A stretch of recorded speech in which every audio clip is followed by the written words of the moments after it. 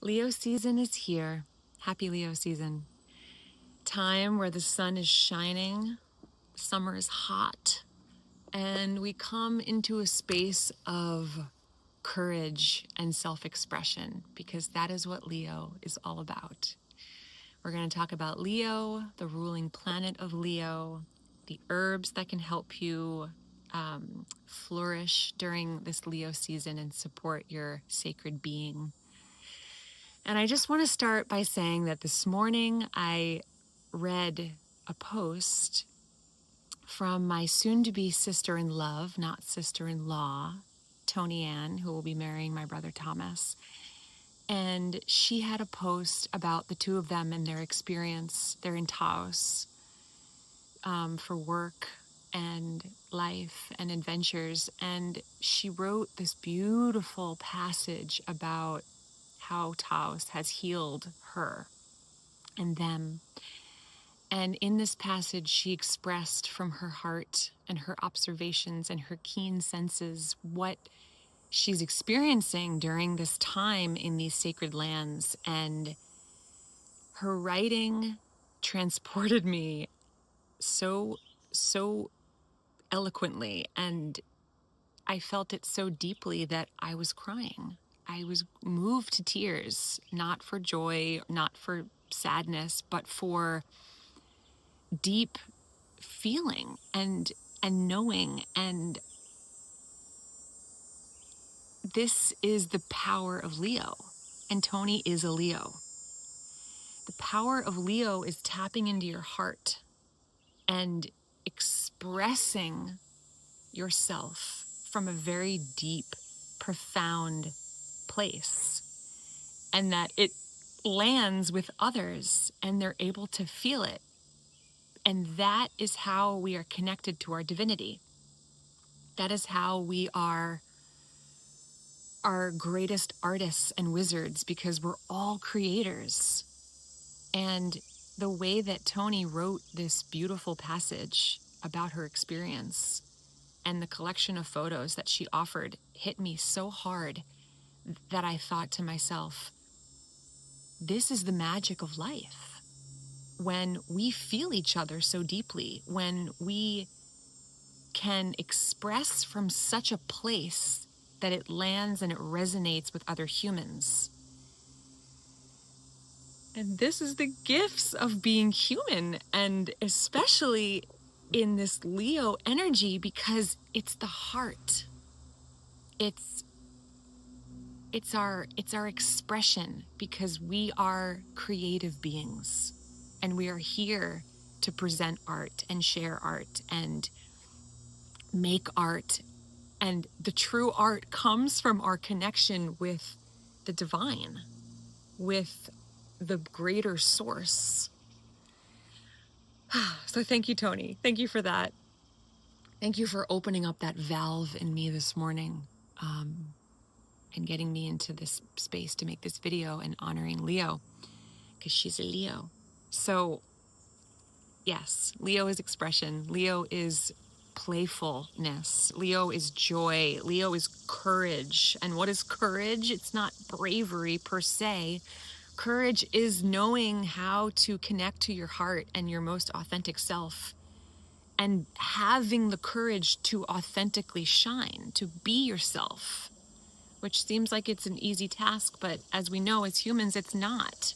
It's not always easy to be ourselves, because we think we have to wear masks and we think we have to be a certain way and we have to change in order to be loved and to be accepted. But Leo is about, no, being you. It's ruled by the sun. The sun shines.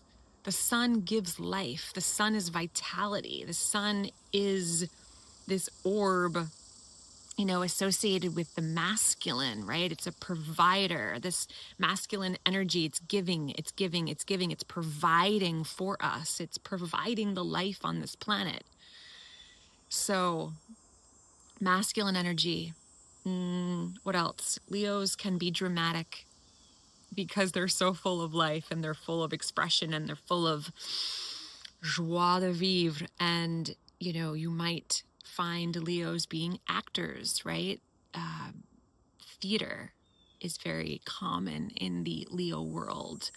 And it's because it's this expression of self. It's this movement of spirit out of the vessel.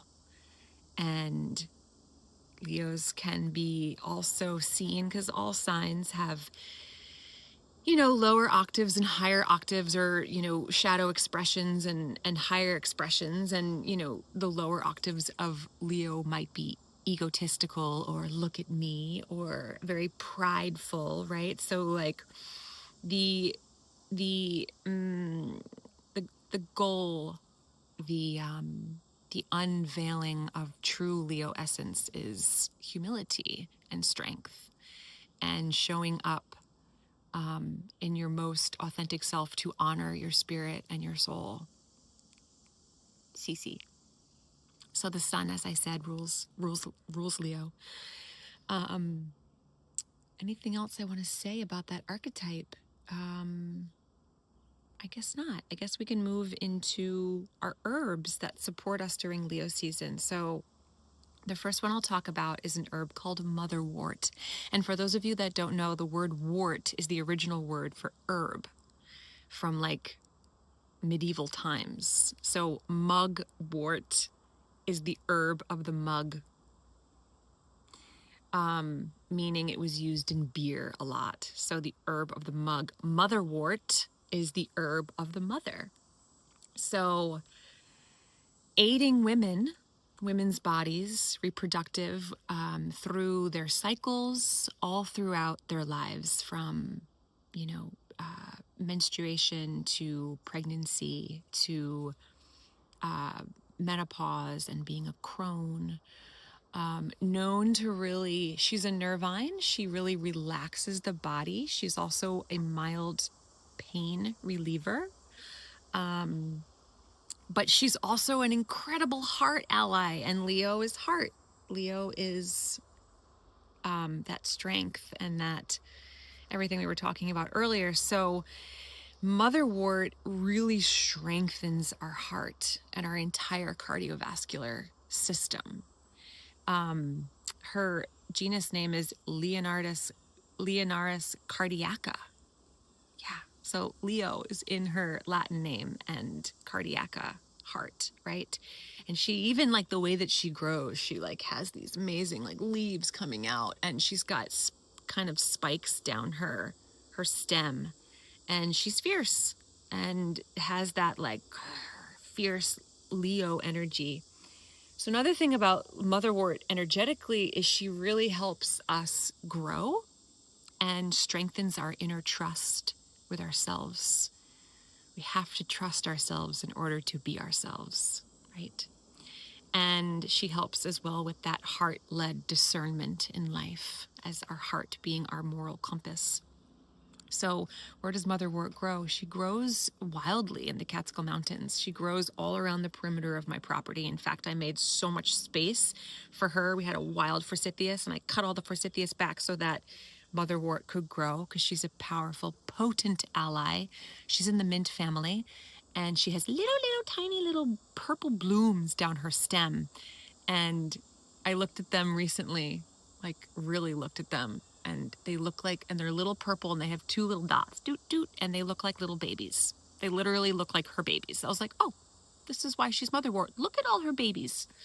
Incredible herb. The second one I want to talk about is an herb that is not native to the Catskill Mountains, but one that I've been working with a lot lately, and that is saffron. Beautiful saffron, which are the stamen of a crocus flower. And she's very expensive because, as you can imagine, you're harvesting all the little teeny little stamens from the center of the crocus flower.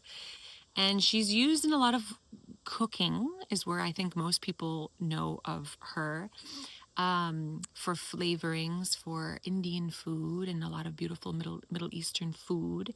And she's an incredible aphrodisiac. So instilling that your sacred sexuality, right? Your connection to your creative forces is what an aphrodisiac really is, right? Like, yes, it might put you in the mood for being intimate and and being sexual, but also an aphrodisiac is like, it's actually just getting in touch with your own sacred sexuality, which is your creativity, which is strengthening your sacral chakra. What am I creating? What am I birthing? What is coming out of me? What is my kundalini wanting to express?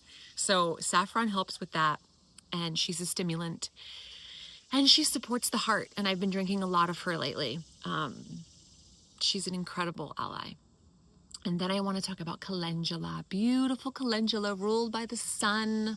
She's got this energetic of purity and these big, yellow and orange blooms that are sticky. And she has this powerful anti-inflammatory. So she's cooling and she's softening and she's relaxing. She's has this incredible healing power where when I was a kid, my mom always made calendula salve, and wherever we may have a cut or we've hurt ourselves and we have a scar, you put calendula on that scar and that scar is gone. She heals that skin. She heals our innards. She's wonderful for trauma. And yes, I'm making my very first fresh calendula tincture now. Very exciting. And the last herb I want to talk about is linden. The linden blooms coming from a linden tree, which I haven't worked with too much, but I made a huge linden tea recently for a student of mine. One of my herbologists gifted me, as the last day of school, 2 homemade tea bags of linden from her tree in her backyard, and it was delicious. And linden is this floral, gorgeous, delicate, softening type energy that helps with anxiety and tension in the body. She's a gentle nervine supporting our nervous system, and she's also a cardio tonic. So during this season, get yourself some motherwort or saffron and calendula and linden, and work with these herbs and understand their gifts and their offerings that support us as we are here in this Leo season of shining and creativity. And just notice what you might want to birth or express, and don't be afraid to do it, because people need your gifts. People need to hear what you want to say. Someone needs to hear what you need to express or paint or whatever it is, whatever your medium is. Someone needs to experience your art. So allow your artist to come out now and always. Have a beautiful Leo season.